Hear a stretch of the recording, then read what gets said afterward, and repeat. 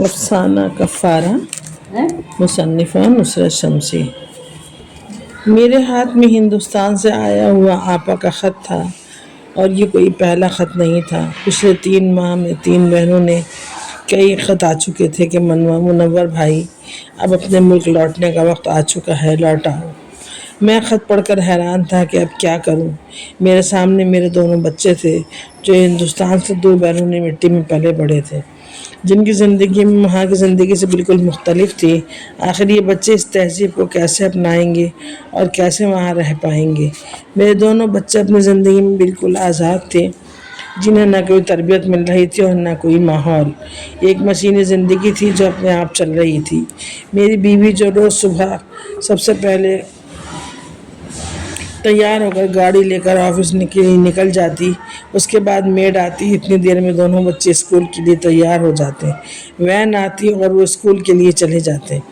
Made घर के सारे काम करती, मेरा नाश्ता तैयार करती और चली जाती। उसके बाद मैं भी शाम तक के लिए घर से निकल जाता। दोपहर के वक्त बच्चे आते, लंच के नाम पर कभी मैगी, कभी बर्गर, कभी पिज़्ज़ा खाकर अपने अपने कमरों में चले जाते हैं। दिन भर घर में मैं क्या होता उसका इल्म ना मुझे होता ना मेरी बीवी को। रात के खाने के लिए हम ज़रूर टेबल पर जमा होते और वही सूखा सूखा मुख्तलिफ़ किस्म की सॉसेज और चटनियों से कुछ ना कुछ खा लेते और सो जाते। इस माहौल के बच्चे उस माहौल में कैसे रह पाएंगे।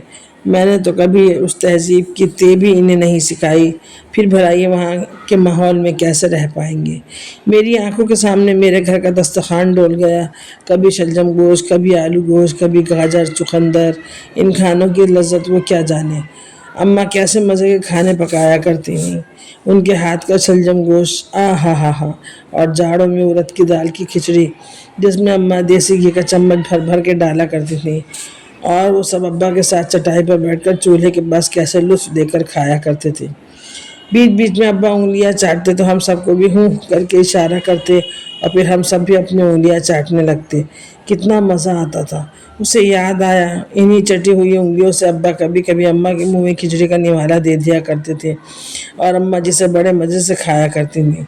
ना तो उन चटी हुई उंगलियों से अम्मा को कभी कराहियत आई और ना ही दोबारा उनको अपने मुंह में ले जाने में अब्बा को कुछ महसूस हुआ। और उसने तो आज तक अपनी बीवी की प्लेट से एक निवाला भी लगाकर नहीं खाया था। उसकी बीवी तो वैसी ही बहुत वहमी औरत थी। उसका तो चम्मच, प्लेट, कांटा सब बिल्कुल अलग था, जैसे ना कोई छू सकता था और ना उसमें खा सकता था। आह, एक वो माहौल और एक इसका माहौल। उसने बच्चों को इस तहजीब को, इस मिट्टी को कभी देखा ही नहीं।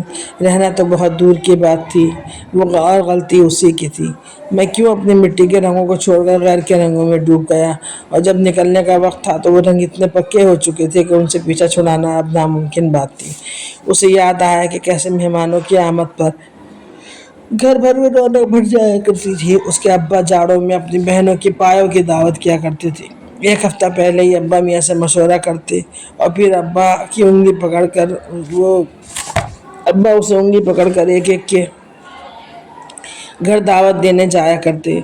अब्बा अपने साथ कुछ ना कुछ खाने पीने का सामान भी लेकर जाया करते और बड़ी इज्जत और एहतराम से बहनों को दावतें देकर अम्मा को आकर बताते कि सबसे बात पक्की हो गई है।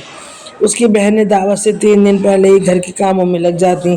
कोई पर्दे बदलता, कोई घर की झाड़ाई सफाई, कोई बर्तन निकाल कर साफ करके रखती। घर का कोना कोना धुलाया चमक जाता। अगले दिन अब्बा बाजार से खाना पकाने का सामान लाना शुरू करते और अम्मा खाना पकाने में लग जाती। दावत वाले दिन सुबह से कोई बहन चादरें बदलती, कोई फर्श लगाती, कोई अम्मा के साथ बावर्ची खाने में घुस जाती। बावर्ची खाने से आने वाली इश्तिहा अंगेज़ खुशबू भूख को जैसे चमका देती। हम सोचते दिन में भी कुछ अच्छा मिलेगा, लेकिन अम्मा मूंग या मसूर की खिचड़ी, दही, चटनी, अचार से खिलाकर कहती कि पेट भी हल्का रहेगा और मेरा काम भी। शाम को अच्छा खाना खा लेना और हम बेचैनी से रात के खाने का इंतज़ार करने लगते। शाम होते होते घर सजकर तैयार हो जाता। अब्बा सैकड़ों चक्कर बावर्ची खाने के लगाकर अम्मा से पूछते, कुछ चाहिए तो नहीं, कुछ लाना तो नहीं है, सब कुछ हो गया। अम्मा के अंदर बाहर के 1000 चक्कर लगते, लेकिन माथे पर एक शिकन भी नहीं। اثر مغرب کے درمیان مہمان آنا شروع ہو جاتے۔ اندھیرا ہونے سے پہلے باجی آپا مل کر سب بڑے سے دالان میں دسترخوان سجانے لگ جاتی۔ چاندنیاں بچھائی جاتی اور یہاں سے وہاں تک کپڑے کا دسترخوان اماں کے جہیز کے چینی کے برتنوں سے سج جاتا۔ آپا بار بار کبھی ایک چادر کا کونا درست کرتی تو کبھی دوسری کا۔ مہمانوں سے گفتگو، موسمی پھلوں سے تواضع اور ہنسی خوشی کا ماحول۔ اسی ماحول میں کھانے کا وقت آ جاتا اور سب اماں کے ہاتھ کے بننے لذیذ کھانوں میں مشغول ہو جاتے۔ چمچوں پلیٹوں کی آوازیں کتنی بھلی لگا کرتی تھیں۔ اماں بار بار خالی ہونے والے ڈونگے بھر بھر کے لاتی۔ کتنا مزہ آتا تھا ان دعوتوں میں۔ کیسے پایوں کے سنے ہوئے ہاتھوں کو میں کھول بند کرتا تھا کہ ان کی چپک مجھے اچھی لگا کرتی تھی۔ کہاں وہ ماحول، کہاں یہ ماحول۔ دعوت کے نام پر آج تک کوئی اس گھر میں نہیں آیا۔ جب کسی کا دل کسی کو کچھ کھلانے پلانے کو چاہتا تو وہ ٹیبل بک کرا دیتا اور چلا جاتا۔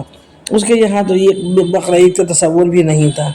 اس کے بچوں کو پتہ ہی نہیں تھا کہ تہوار کہتے کسے ہیں، کیسے لوٹے ہوں، لیکن جانا تو تھا۔ یہ تو اس نے طے کر لیا تھا، اگر اب نہ گیا تو ساری عمر پچھتاتا رہوں گا۔ اس نے رات کو میز پر سب کو بتایا کہ اب وہ لوگ انڈیا جانے والے ہیں۔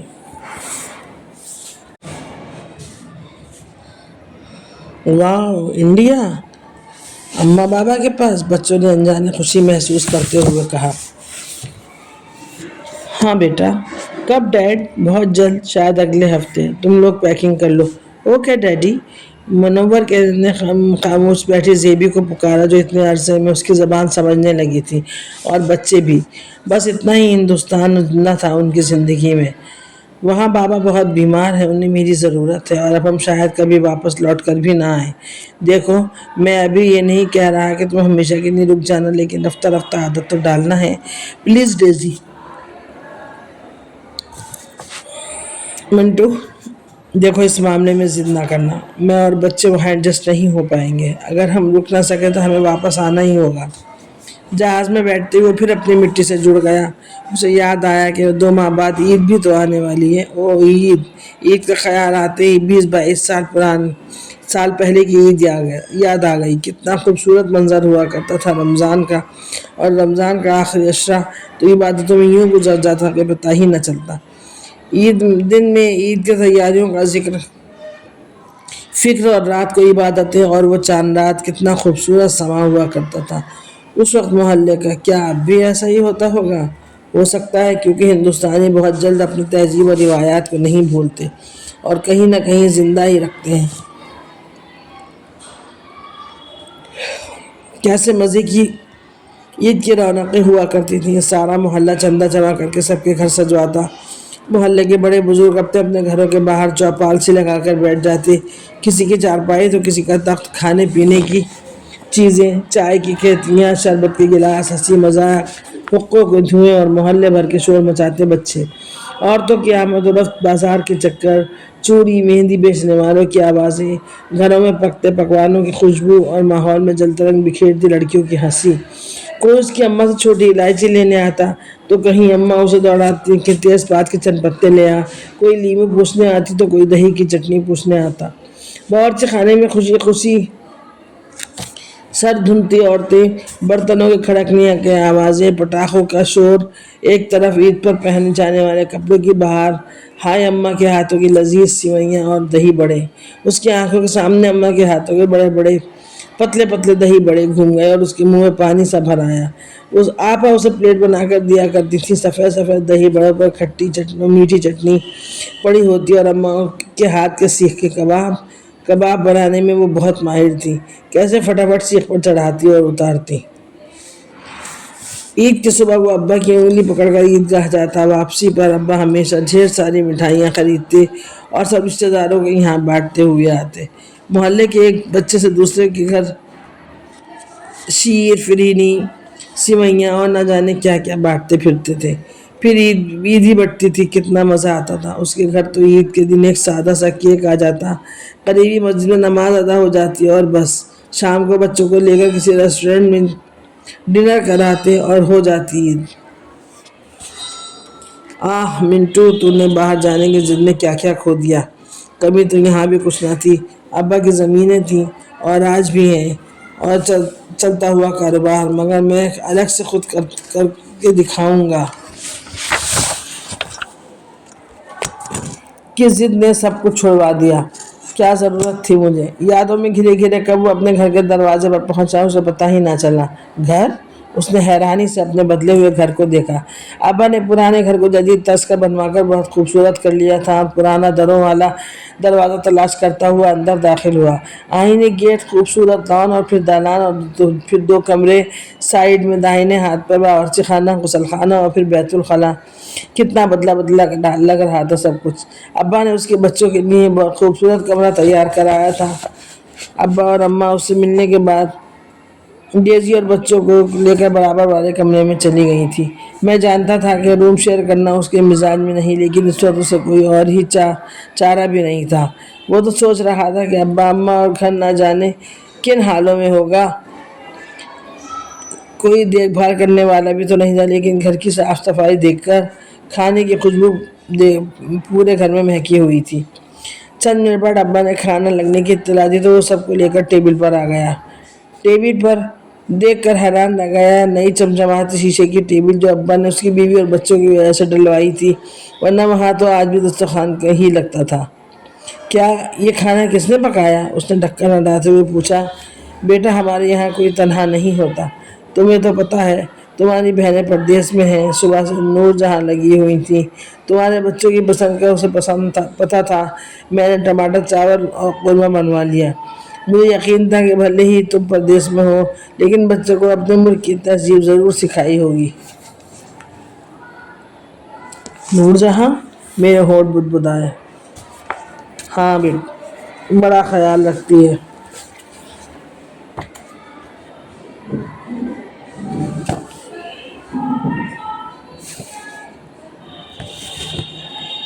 سارا گھر سنبھالتی ہے، کبھی احساس ہی نہیں ہوا کہ ہمارا کوئی نہیں ہے۔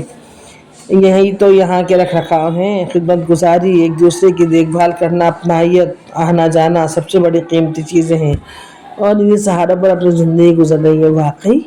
میں حیرانی میں پڑ گیا۔ کیسی مٹی ہے اپنے دیس کی! نور جہاں، جسے میں بڑی رعونت سے ٹھکرا گیا تھا، میری خالہ کی بیٹی، تو کیا وہ آج بھی کنواری ہے؟ سوالات نے مجھے گھیر لیا۔ میں الجھا سا بچوں کو کھانا کھلانے میں لگ گیا۔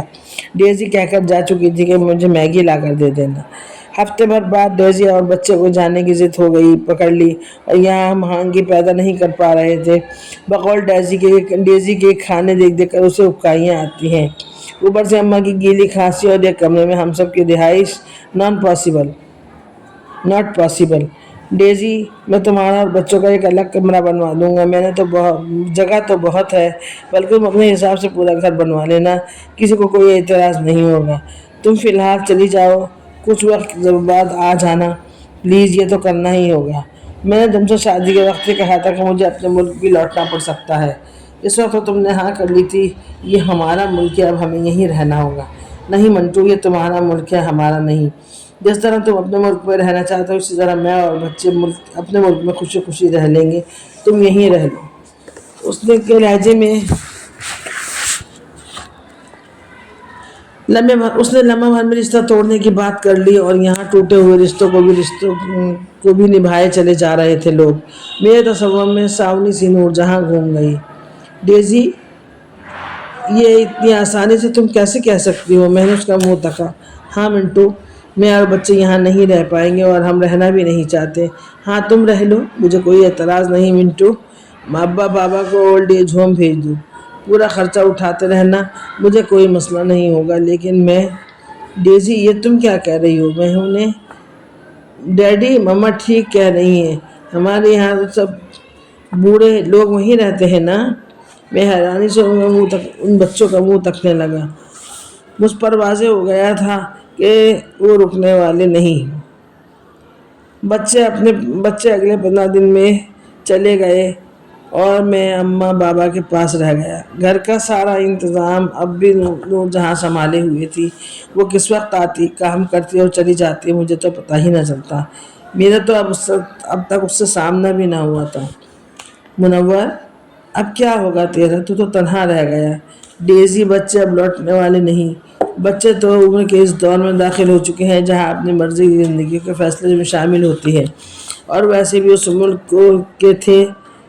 ملک کے تو تھے نہیں جو بڑوں کے فیصلوں کے آگے سر جھکا دیتے، اور تو نے کون سا بڑوں کے آگے اپنے فیصلے پر سر جھکا دیا تھا۔ اسے بابا کے جملے یاد آئے کہ بیٹا چاہ تو رہے ہو، لیکن جب فیصلے کا وقت ہوگا تو بڑا خسارہ بھی اٹھانا پڑ سکتا ہے۔ کتنا صحیح کہا تھا بابا نے۔ سوچتے سوچتے اس کا خیال پھر نور جہاں کی طرف چلا گیا۔ نور جہاں، وہ اب تک کس کے انتظار میں ہے؟ کیا میرے اندر کے خود غرض مرض نے سر ابھارا۔ کئی دن گزرنے کے بعد خالہ کے گھر پہنچ گیا۔ خالہ کے گھر بھی چندن منا ہوا تھا۔ خالو حقہ پی رہے تھے۔ اسے دیکھ کر بہت خوش ہوئے اور بڑی گرمجوشی سے ملاقات کی۔ خالہ اور خالو سے دونوں باتوں کے درمیان اسے پتہ چلا کہ نور جہاں نے ابھی شادی نہیں کی ہے اور نہ ہی اماں ابا کے ساتھ سوتی رہی ہے۔ میں اپنے اندر کی دبی خواہش کو اظہار کرنا چاہتا تھا، لیکن اس سے پہلے میں نور جہاں سے ملنا چاہتا تھا۔ خالہ، میں نور جہاں کا شکریہ ادا کرنا چاہتا ہوں۔ کہاں ہے وہ؟ میں نے نظریں اٹھا کر کمرے کی آڑ میں دیکھا جہاں سے اس کی ایک جھلک نظر آ رہی تھی۔ اپنے کمرے میں ہے، چلے جاؤ۔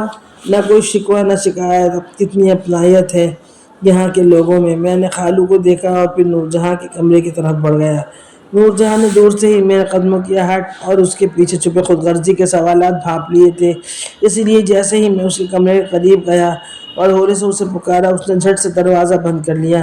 میرا ہاتھ اٹھا کا اٹھا رہ گیا۔ مجھے جواب مل گیا تھا۔ بے غرض بے لوث محبت والے لوگ جنہیں میں نے خود غرضی کے ترازو میں تولنے کی کوشش کی، اپنا سا منہ لے کر میں واپس لوٹ آیا۔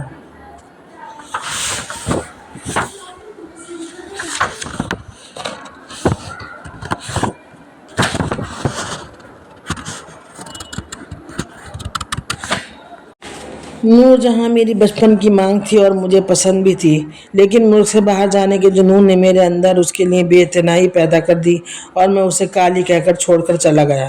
دراصل میں اپنے گلے میں بیوی کے نام کا پھندا ڈال کر جانا ہی نہیں چاہتا تھا کہ کہیں اس کے نام پر چند مہینوں میں واپسی نہ کرنی پڑے۔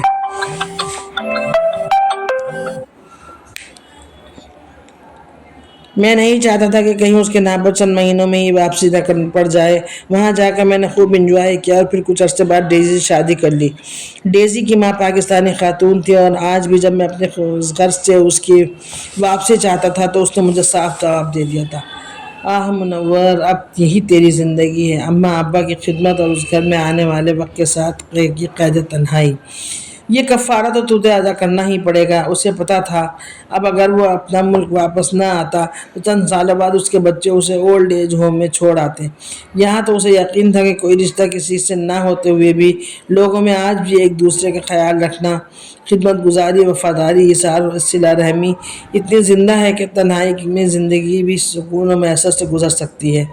اس نے ابا کی کھانسی اتارنے کو ان کی کمر سہلائی اور اپنی غلطیوں کا کفارہ ادا کرنے کے بارے میں سوچنے لگا۔ یہ تھا افسانہ جس کا نام تھا کفارہ اور جس کی رائٹر مصنفہ ہیں نصرت شمسی۔ پلیز چینل کو لائک، سبسکرائب کیجیے، شیئر کیجیے۔ اس سے پہلے ہم ایک پورا ناول جو چلے تو جہاں سے گزر گئے آپ کی خدمت میں پیش کر چکے ہیں۔ اس کے علاوہ بہت سی کہانیاں، افسانے اور ہائی اسکول انٹر کے لیے بورڈ کی، یو پی بورڈ کی اردو کی تیاری کے بھی بہت سارے ہمارے چیپٹرز پڑے ہوئے ہیں۔